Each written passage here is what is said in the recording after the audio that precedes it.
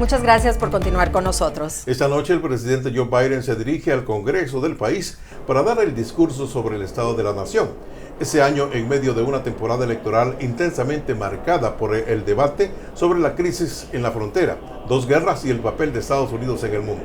Randy Serrano nos amplía. Así es, todo está listo para este cuarto discurso del presidente Joe Biden ante ambas cámaras del Congreso, pero esta vez se da en medio de un año electoral. La cerca de seguridad rodea al Capitolio. Esta noche aquí el presidente Joe Biden dará tal vez el discurso más importante de su presidencia, el Estado de la Nación, una rendición de cuentas ante un Congreso y un país fuertemente dividido. Valeria Delgado es beneficiaria de DACA y una de las invitadas especiales. Espera esta noche compromisos de Biden que mejoren la vida de inmigrantes como ella. Espero que hoy hable no nada más de DACA, pero de posibilidad de tener reforma migratoria en el futuro. El mandatario hablará de su gestión tanto en casa como en otras partes del mundo que sufre dos guerras. Se espera que presione al Congreso por los fondos para Ucrania y que proponga establecer en Gaza un puerto temporal para distribuir ayuda humanitaria. Yo apoyo un puerto y yo apoyo también que dejemos absolutamente, completamente de mandar dinero para bombas. ¿Cómo vas a dar de comer a una persona un día y al día siguiente bombearlo? Como es la costumbre, se espera que Biden le dé importancia a lo que considera sus logros, la economía y la baja tasa de desempleo, entre otras cosas. Y también tendrá que hacerle frente a los desafíos que enfrenta el país, la inflación, el aumento de los intereses y la crisis en la frontera sur, entre otros. No va a tomar ninguna responsabilidad por eso, ni la frontera, ni los precios de la gasolina, ni los precios de la comida. Un discurso que se da bajo la sombra de una temporada electoral que acaba de entrar en furor. Todo comienza a las 9 de la noche, hora de Washington. Nosotros, por supuesto, tendremos todos los pormenores después del discurso. En el Capitolio, Randy Serrano, Telemundo. Y en Honduras, la Procuraduría General de la República dará hoy razones de la salida del CIADI. Estas y otras informaciones de nuestros países.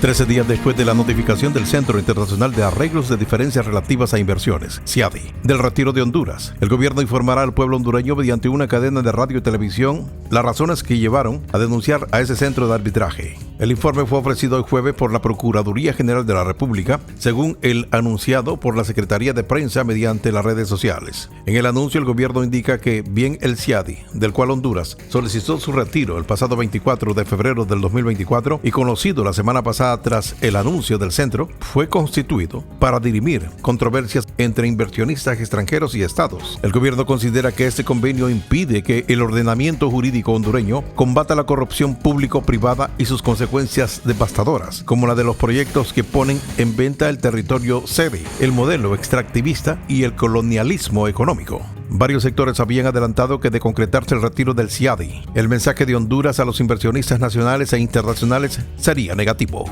En El Salvador, el escrutinio definitivo para validar los resultados de las elecciones municipales en el Parlamento Centroamericano Parlacén el 3 de marzo en El Salvador comenzó la tarde del miércoles y se prevé que este finalice hoy viernes o mañana sábado, según el portavoz del Tribunal Supremo Electoral. El proceso, según el Tribunal Electoral, es vigilado por representantes de la Fiscalía General, en la Procuraduría para la Defensa de los Derechos Humanos y General de la República, y por observadores nacionales y extranjeros. En Colombia, miles de manifestantes protestan en las principales ciudades de Colombia contra el gobierno de Gustavo Petro, un rechazo a los proyectos de la reforma social y la violencia que percibe el país, pese a las negociaciones de paz con grupos armados.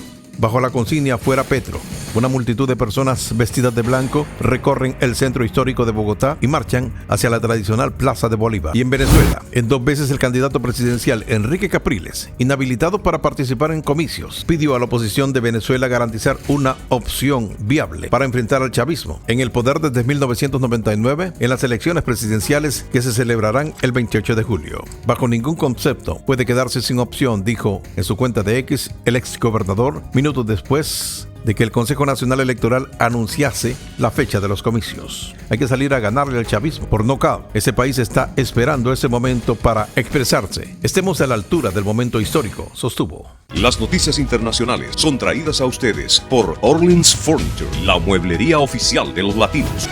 Así está el mundo en nuestros países. Al regresar de nuestra pausa vamos a tener para ustedes el pronóstico del tiempo y también la información del deporte. No se vaya. Fuertes vientos, inundaciones, ¿cuáles son los riesgos del tiempo severo que podríamos estar experimentando el día de mañana? Les cuento al regresar de la pausa.